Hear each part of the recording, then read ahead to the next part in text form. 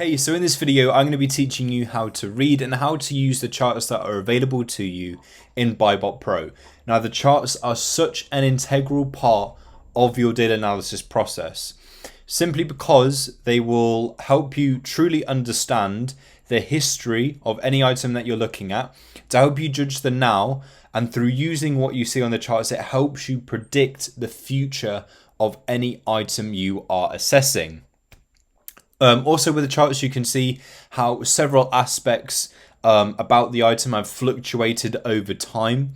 This will help you to understand trends, help you assess the consistency of the product, and so much more. So the charts that are available in the extension are mini versions of the charts, and for reading them, I'm going to show you on the big versions, which we'll get to in a moment. So you have the main sales chart, which is this one right here, the offers and reviews chart, the main and subcategory BSR values chart, price averages, BSR average, new offer count, and seller and stock level. So for some of the simpler charts like the seller and stock, this will basically help you understand the competition in like a visual way. So it's like the competition analysis table, just in a different format. So you can see the price, and it will show you the price as you hover over each point, and each seller's stock level as well, which is this line right here. And you can use that to get a visual representation of the competition. The BSR averages. So this will tell you what the average BSR was for the item over different time periods. So you've got the various time periods at the bottom, and you can see what the BSR was on average for each point. This will help you judge the consistency of said BSR, because BSR indicates both the popularity and how well the item is sold. New offer count. So these are more averages. So how many sellers have basically joined the listing over the various time periods. And again, what you're looking for is consistency. If you see that in the last 30 days, and 90 days it was say like 20 something, and then in the last 7 days it drastically drops down to like 3, there is probably an alarming reason for that. Maybe the BSR has significantly dropped, maybe there's an IP issue on the product, whatever it may be. So these averages, what you're looking for is just consistency. The price averages, the main and subcategory BSR values, and the main sales chart we'll look at in more detail over on the big charts. So as well as seeing them here, I mean, you can toggle them off if you don't want them in the extension, or you can open them up using these little title drop down things right here. So you can do it that way. Or, as I say, you can view the charts over on the big versions by clicking this button right here. Or if you happen to be on the web version of BuyBot Pro already, you can view them in there whenever you analyze an item. Just want to point out, by the way, that obviously if you want to see different time periods, you can choose the time periods up here, and it will change that for these charts below. But let's head on over to the big chart. So if we click this button, it will bring us over to this page right here. Now, you can change which marketplace you're viewing this information for along the top. You can search for a different ASIN right here. But this is the main sales chart. Now, this is where you're going to understand most about this item. And as you can see, each part of this chart is color coded to what we have in the key table below. Let's start by toggling off some of these aspects just to make it a little bit simpler to read. So let's start with BSR. So that's this green line. Now, what you're ideally looking for from BSR is for as much movement on the line as possible, because for every bit of movement, even the teensest little squiggle, that means there's been at least one sale for the item. Could be more than one, but at least one. So the more movement equals more sales. And also you want it to be as close to the bottom of the chart as possible, because that means a lower BSR number, therefore it's a better BSR. So that's ideally what you want from this line. If we then toggle on, say, the buy box price, so that's these dots right here. So you can see how that's changed over time, and you can kind of summarize what the average is by looking at it. So you can see that a lot of the dots are in this sort of like line right here. So on average, the buy box price tends to be sort of like around £13, £14, something like that.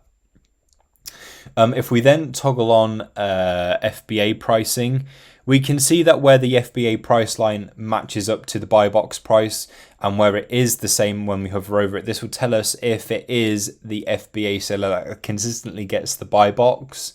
Let's toggle on FBM, so that's these blue dots. Again, we can assess the same sort of thing here. So we can gauge like the average FBM pricing, average FBA pricing, and which one out of the two consistently gets the buy box. If we toggle on Amazon, that's this orange line. And where it's filled in block orange, that means Amazon were in stock at this point. So we can see who had the buy box at that point in time. So like on this stock, for example, it was the FBA seller, obviously because that matches up with the buy box.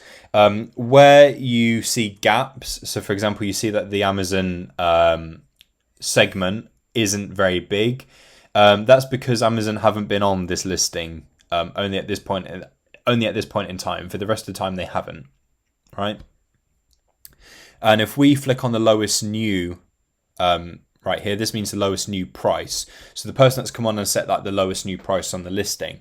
And this can be one of the main causes for a change of hands with the buy box. So if we see that the buy box follows the lowest new price consistently, then we know it's people that set that lowest new price on the listing that consistently win the buy box, and for that reason. But given that this doesn't seem to be the case for a lot of what we see on this listing, it would be safe to say that it's not really whoever sets the lowest price, who's winning that buy box.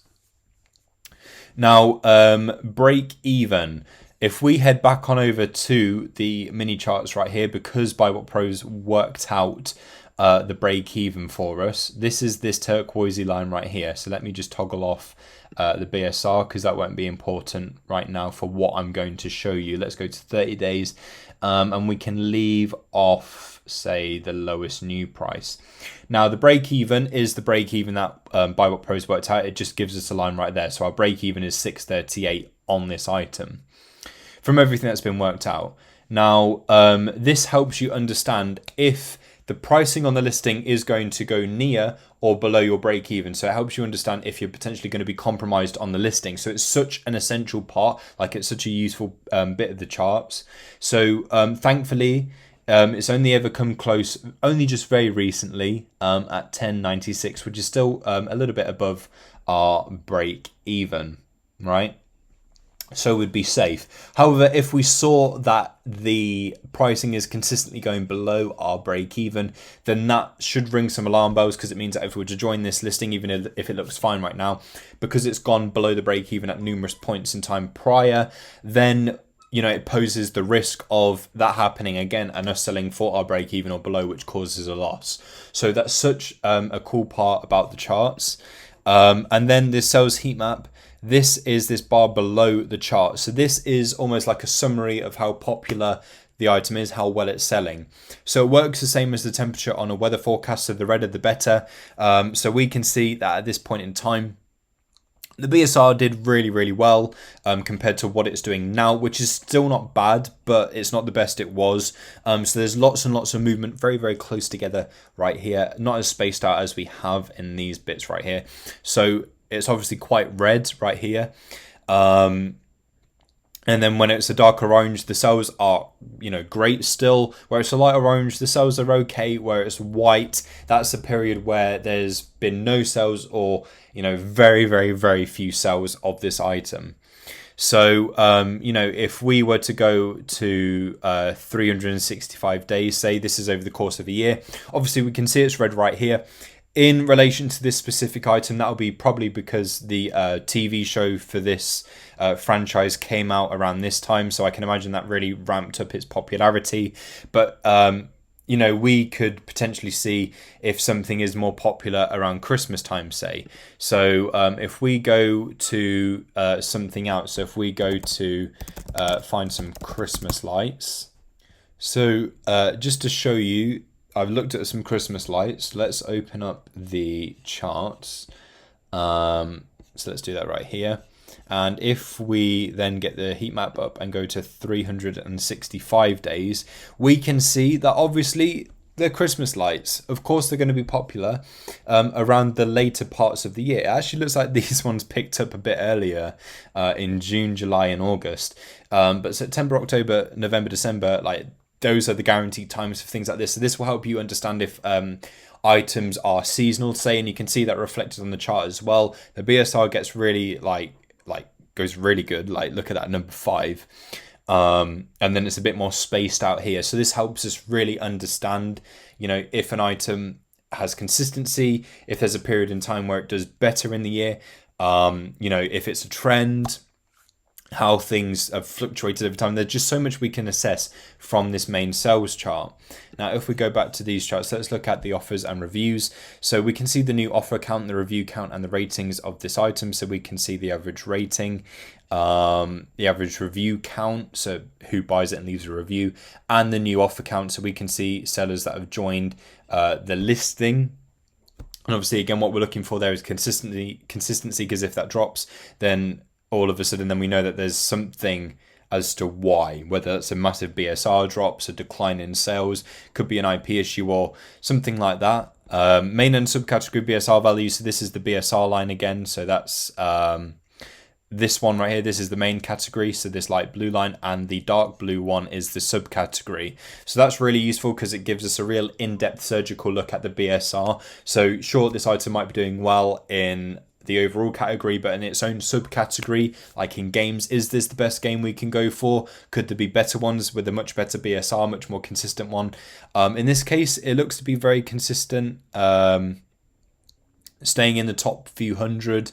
And when it's in that sort of like time frame, it's not like jolting. It seems to stay at like a particular one for a period of time, then change, then stay at that kind of range for a certain time, and so forth. So this helps us get a real surgical view into the BSR. Price averages. So this is the same as what I was showing you before. This is just a different way of looking at it because it's much bigger. So it will be that bit easier to read because obviously it's that bit bigger. And we can see the key right here and how it reflects there. So we can turn off various aspects of this if we only wanted to see certain bits. So this is the average pricing for FBA sellers, Amazon, the new pricing and buy box, BSR average, and the new offer count average as well. So those are the charts in BuyBot Pro. They are, again, integral to your analysis and can help you understand so much about any given item.